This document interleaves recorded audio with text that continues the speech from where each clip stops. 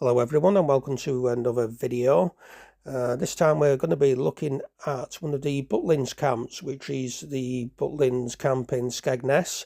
I'm mainly doing this for the Facebook groups, the Butlin Facebook groups, as a lot of the members have asked me to do different campsites, but I'll also post it on my YouTube channel as well. So a brief summary if you don't want to listen to the full video. And this was formerly known as Funcourse World, is now officially Butlins Resort Skegness, and it's a holiday camp located in Ingermells near Skegness in Lincolnshire, England.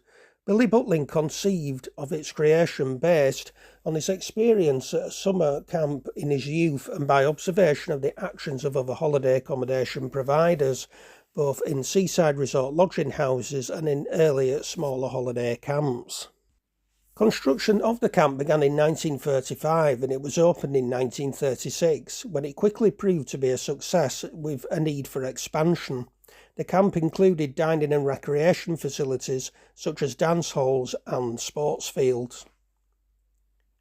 During World War II, the camp was taken over and used by the military, serving as a naval training base, reverting to being a holiday camp in 1946. Since then, the camp has seen continuous use and development. In the mid-1980s and again in the late 1990s, been subject to substantial investment and redevelopment. In the late 1990s, the site was rebranded as a holiday resort and remains open today as one of the 3 remaining Butlins resorts. So if you're leaving this video here, please do like, share and subscribe to my channel. I'd greatly appreciate it. However, we're going to go into more detail here. First of all, the holiday camp conception. In 1914, Billy Butlin was living in Toronto with his mother and stepfather when he left school and began working at Eaton's department store. According to Butlin, one of the best aspects of working for the company was that he was able to visit their summer camp, which gave him an idea of what was to become a very big part of his life. The onset of World War I led to him leaving Eaton's and enlisting in the Canadian Expeditionary Force, serving in Europe but seeing little, if any, action. After the war, Billy returned to England where he used some of his last £5 to purchase a stall in his Uncle Marshall Hill's travelling fair. As a showman, Billy ultimately created his own travelling fair. Butlin soon had fixed fairground sites as well as his travelling fair. The first was at Olympia in London outside Bertram Mills Circus. In 1925 he opened a set of fairground stalls in Barry Island, Wales, where he observed the way ladies in seaside resorts would sometimes literally push families out of the lodgings between meals, and began to nurture the idea of a holiday camp similar to the one he had attended whilst an employee at Eaton's.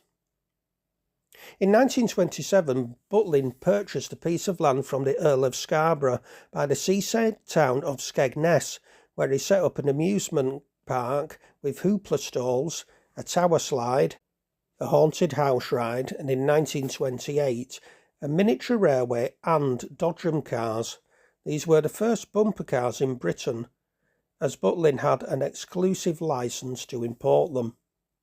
So construction of the camp began on the 4th of September 1935. The local paper reported the first sod had been turned. Butlin designed the camp himself and said of the camp, "My plans were for 1,000 people in 600 chalets with electricity, running water, 250 bathrooms, dining and recreational halls.